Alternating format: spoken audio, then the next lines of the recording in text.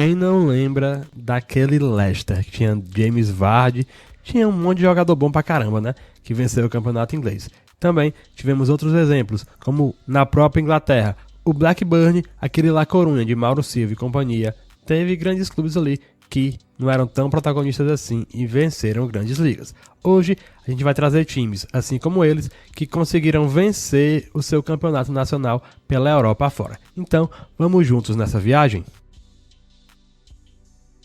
A gente está tão acostumado a ver os mesmos clubes dominando as principais ligas de futebol, os principais campeonatos, né?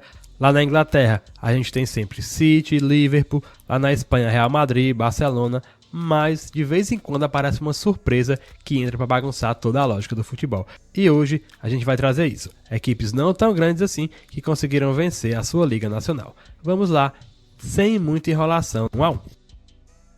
Começando pela Itália, onde a gente tem Milan, Inter, Juventus também. As equipes como Roma, Napoli, beliscando de vez em quando, mas teve clube aí que já conseguiu fazer história. O próprio Napoli, né, que conquistou o título em 22-23, foi emocionante, mas fazia muito tempo que o Napoli não ganhava, mas é uma equipe de camisa.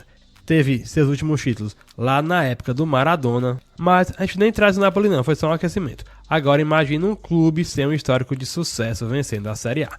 Pois aconteceu na temporada 90/91, quando a nossa querida Samp foi lá e venceu o principal campeonato da Itália, a Série A Sampdoria. Mas sua campanha ela não brotou assim do nada não.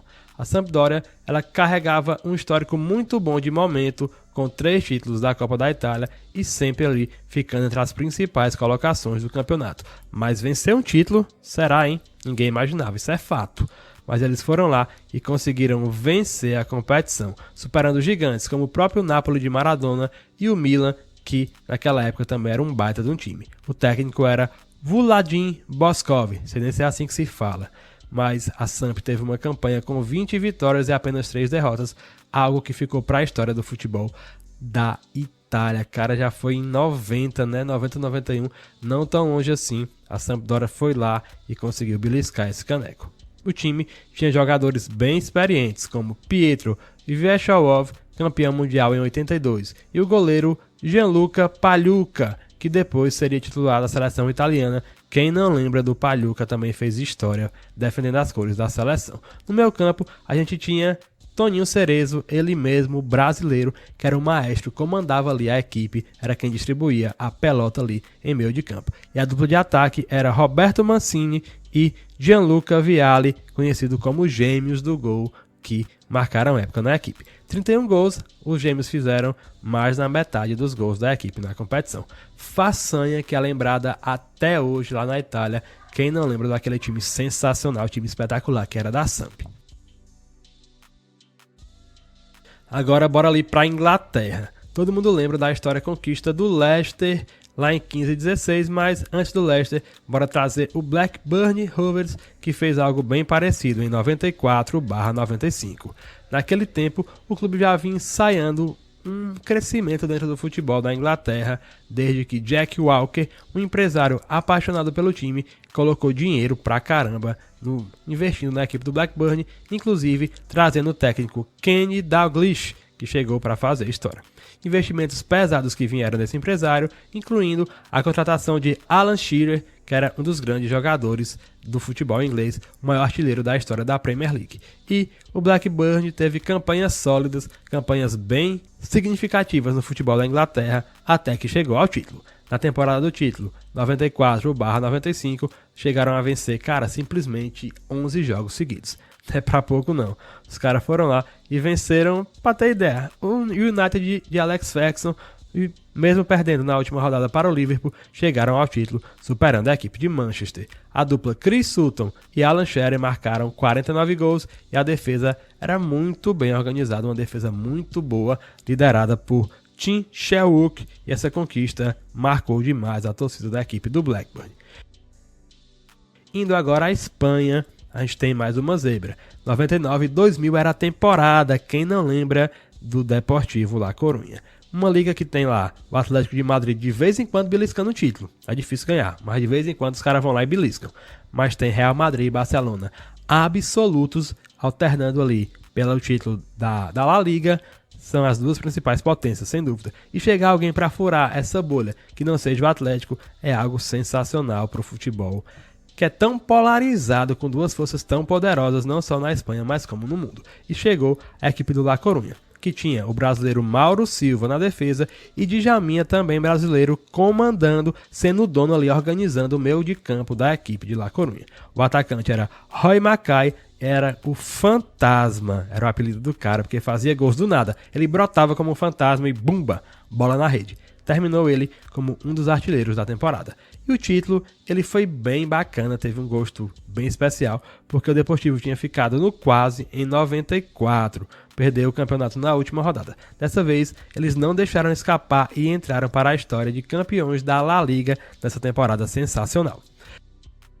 Indo agora até Portugal, lá a gente teve o Boa Vista, temporada era 2000/2001 e foi um feito impressionante. Se lá na Itália a gente tem a polarização lá de Milan, Inter, Juventus, a gente tem na Espanha uma polarização de Barcelona e Real Madrid e o Atlético de vez em quando beliscando, mas Portugal é ainda algo mais fantástico. Só quem ganha lá é Sporting, Porto e Benfica. Dificilmente alguém chega para bater. O próprio Braga, que é tido por muitos como o quarto maior time lá de Portugal, não chegou nem sequer a vencer título lá nacional, do campeonato da Liga de Portugal, na verdade, para dizer assim, né? Para não confundir com as Copas. Mas o Boa Vista foi lá e em 2000/2001 conseguiu vencer a competição. O técnico era Jaime Pacheco e a equipe tinha uma defesa bem organizada e o goleiro era Ricardo. O brasileiro Elpidio Silva foi o artilheiro do time e o boliviano Erwin Sanchez era o cérebro da equipe, quem comandava ali o meio de campo. A conquista veio no sufoco com apenas 1 ponto de vantagem para a equipe do Porto, mas, cara, não tem essa não tem sufoco não. Foi um feito sensacional para o Boa Vista, que foi a última equipe fora desse trio a vencer o campeonato de Portugal. Indo agora até a Alemanha, a gente tem o Wolfsburg lá na temporada 2008/2009, que tinha Grafite, que hoje é comentarista da Globo, marcou época no Santa Cruz, se destacou no São Paulo. Ele jogava no Wolfsburg naquela época. O técnico era Felix Magath e também ele atuava como diretor de futebol. O time foi moldado com grandes nomes como o próprio Grafite e Edin Dzeko. Juntos eles marcaram nada mais, nada menos que 54 tentos com a camisa do Wolfsburg. O Grafite foi o artilheiro e autor de um gol lendário contra o Bayern de Munique. Quem não lembra, hein? Ele saiu driblando todo mundo, tocou ali de calcanhar, meio que de letra, e fez um gol que entrou na história como um dos mais bonitos da história. A defesa, ela também era bem arrumada e tinha ali o volante brasileiro Josué, para aquele cão de guarda que protegia a defesa, que dava toda uma segurança para o sistema defensivo da equipe do Wolfsburg.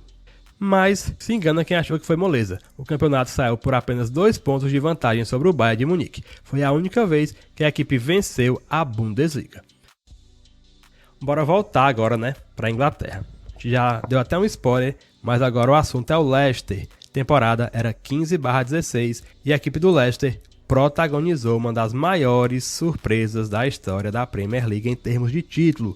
O técnico era Claudio Ranieri e o time havia lutado contra o rebaixamento na temporada anterior. Conquistou o título com um futebol que simplesmente impressionou toda a Europa. A campanha foi histórica, teve vitórias marcantes e tinha grandes nomes na equipe do Leicester, né? O destaque, sem dúvida, era o Jamie Vardy, que foi o artilheiro da equipe. Tinha também o Mahrez e o Kanté, trio que jogou bola demais. Hoje eles estão aí. O Vardy está no Leicester ainda hoje, né? E tanto o Mahrez como o Kanté rodaram pelas principais equipes da Inglaterra e do mundo. O Leicester terminou a competição na frente de todo mundo e se sagrou campeão. O espírito coletivo, sem dúvida, foi o que foi determinante para a equipe que derrubou gigantes como o Manchester City, o Manchester United, Chelsea e Liverpool. A equipe tinha uma defesa muito boa e um ataque letal, que quando ia lá, caixa, era bola na rede. E para fechar, temos a equipe do Montpellier na temporada 11/12 da Ligue 1, campeonato francês. Antes do domínio do Paris Saint-Germain, a Liga Francesa ela era bastante disputada. O Montpellier começou a temporada com o objetivo apenas de se manter, mas acabou campeão. Nada de se manter na elite, nada de permanência. O seu objetivo foi subindo, foi crescendo e chegou ao título. Com René Girard no comando, a equipe tinha o brasileiro Hilton na zaga e Younes Berranda no meio de campo. No ataque, Olivier Giroud brilhou, sendo artilheiro do campeonato, e o título foi histórico. Ninguém esperava algo sensacional para a equipe do Montpellier. Se você gosta de camisa de time, eu tô deixando o link da loja Foot Fanatics, tanto no comentário fixado, como também na descrição desse vídeo. Então já clica e conheça a loja que tem as melhores camisas de time do Brasil e do mundo. Clica, compra e ainda ajuda aqui o canal através dos programas de afiliado. Se você gostou do vídeo, deixa o like, clica no card acima para ver mais uma indicação nossa para continuar aqui no canal. Um abraço.